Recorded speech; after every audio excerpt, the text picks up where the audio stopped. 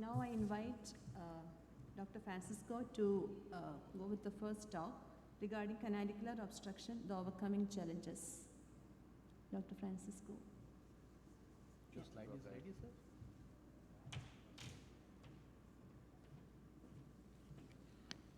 Good morning to all of you, and thank you very much. It's a great pleasure and a great honor to be here at this conference in Kolkata. So my first talk today is about canalicular obstructions, overcoming challenges. This is my only financial disclosure. And whenever we talk, we are thinking about people with canalicular obstructions. Actually, we are talking about people with a symptom, which is a watery eye, and not really a disease. And also you can decide by examining the patient how watery is the eye of the patient, as you can see here. There is a big question about these patients. Is it always necessary to perform bypass surgery in case of canalicular obstructions? Well, this is a question we have tried to answer to in the recent past. First by examining all our past cases about it, and then reviewing the literature about this difficult topic. And what we found out is it can be summarized in 3 main sentences. So, accurate identification of the site of the obstruction is very important. Then, as anywhere and everywhere in medicine, patient history. And this is because less invasive techniques, which are very popular now, are to be reserved to patients with no associated nasolacrimal duct obstruction.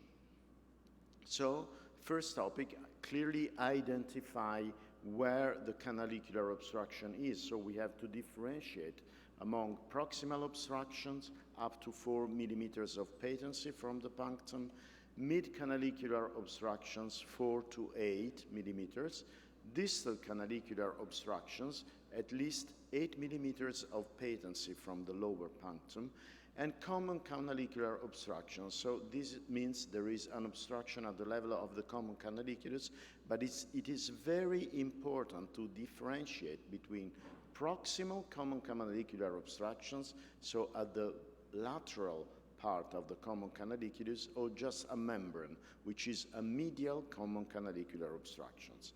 So what does the literature say about what we can do?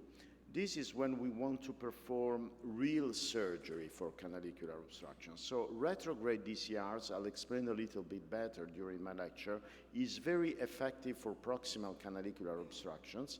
For mid-canalicular obstruction, this is possible, but most of these patients will need a lesser Jones tube. Distal canalicular obstructions, well, we can start proposing a lesser Jones tubes. And for common canalicular obstructions, we have to differentiate, as I mentioned, because a CDCR, which is canalicular duct-assisted rhinostomy, is specific for lateral common canalicular obstructions, as opposed to DCR and membranectomy for a distal canalicular block. So we have to keep in mind all these options. And we have all the other options for less invasive surgery, but when are we performing or proposing this kind of operations?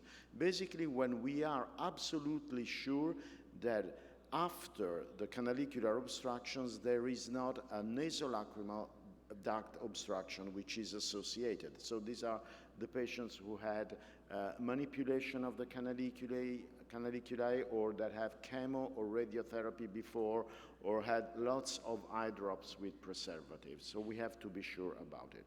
I'll try to explain a little bit more surgery. What is DCR plus retrograde intubation? I perform it from external. If you're very good, you can do it endonasal as well.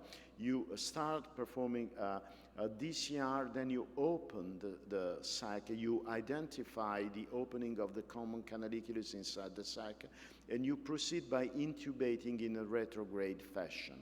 This is very, very effective for proximal canalicular obstructions when you have a normal inferior punctum. If you have to create a false passage through the inferior canaliculus and you don't have an identifiable lower punctum, then it's going to fail. And a Lester-Jones tube at the second stage is what you will have to do. And as I mentioned before, you can try this for both mid and distal canalicular obstruction, but both in my experience and according to literature, this is rarely effective in about 30 to 40% of patients. So you have to warn the patient, and you need proper counseling of the patients to let them know that a Lester-Jones tube will be likely at the second stage. CDCR, that was described by Hurwitz in the 80s, is still effective. It's not a very easy procedure. You have to identify the end of both canaliculi, and then you have to fashion an anastomosis between the end of the canaliculi and the very big nasal anterior flap. Still effective in about 70 to 75% of patients. Of course, you have to be very careful, because if there is a distal medial canalicular block that is just a membrane at the end of the common canaliculus, what you need is just a DCR, membranectomy, and intubation. And this is very effective, about more than 90% of patients. So when you propose less invasive procedure, as I mentioned, when you're reasonably sure there is nothing associated distally, and then when you have mid-canalicular obstruction, what I find very, very easy to perform, this is an office-based procedure, is you can do an endoscopy and trephination if you have the endoscopy in the endoscopy set. This is quite expensive, so you don't need it for all cases. You can just perform a membranectomy and place the self-retaining intubation set. When you have that's very easy, as I mentioned, and you have to have the lower punctum intact, so you don't have to perform a three-snip procedure before. When you have a distal canalicular obstruction, what I find very effective is this set, which is a preloaded self-retaining monocanalicular intubation set, because you can trefine and place the silicone stent automatically in just one go. The only thing you have to warn the patient about is that you need to keep the stent for 8 weeks, and it is a very compact stent. The patients will keep watering for about 8 weeks until you remove the stent. And again, you need the integrity of the lower punctum, so no attempt to do a three-snip before that. So when bypass surgery, this is the big question. In just these cases, when there is agenesis or complete canalicular obstructions, when you have a previous failed procedure, when you have inferior distal canalicular block, because if it's a long block from the distal part and the whole of the common canaliculus, no other procedures will be effective, or in some functional cases. You have several types of positioning of Lester-Jones tube. Some people prefer an open procedure with an open DCR. This is what I did in the past. Or some people just place it as a closed procedure with endoscopic assistance. What I think is that when you do it as an open procedure, then you let the tube dance a little bit. So it's very, very mobile, as opposed to when you place it as a complete closed procedure with just a trephination, because you have to put it very angled.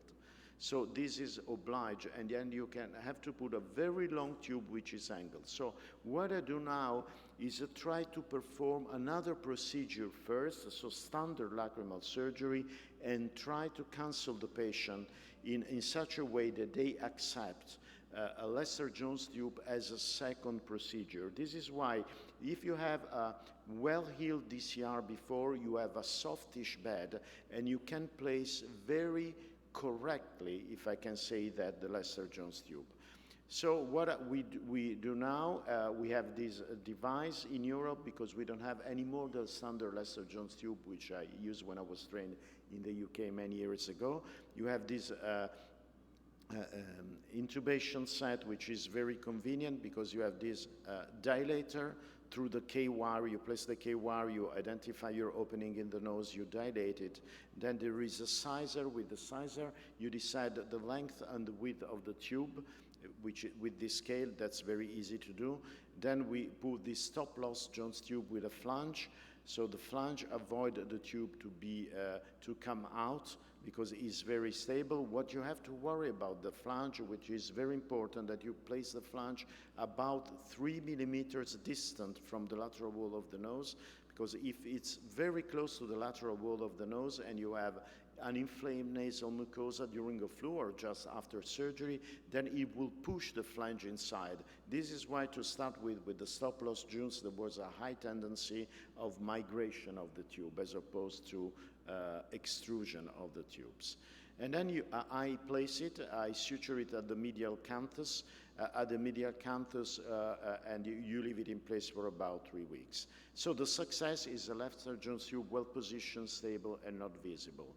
Is this an accepted procedure? If you operate, you will have any kind of adverse effects, so I see them all, but you have to warn the patients about air reflux. When they blow your nose, they will feel air inside their eyes, and they have to know it before.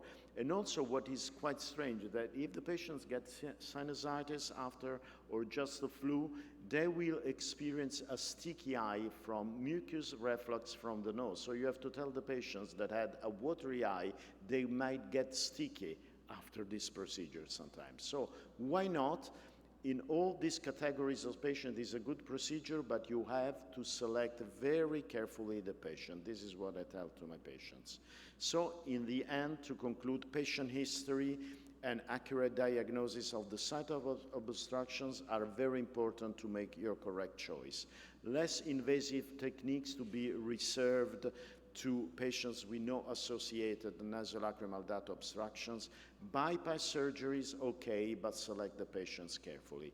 Any other option, no treatment in these cases. It's better to have a little bit of watery eye. And also, more recently, you can inject with Botox the lacrimal gland. This is quite effective, but you have to warn the patients about possible side effects, which are ptosis and strabismus, double vision. So when you have these kind of obstructions, don't panic, just think twice, there is always a solution. Thank you very much for your attention.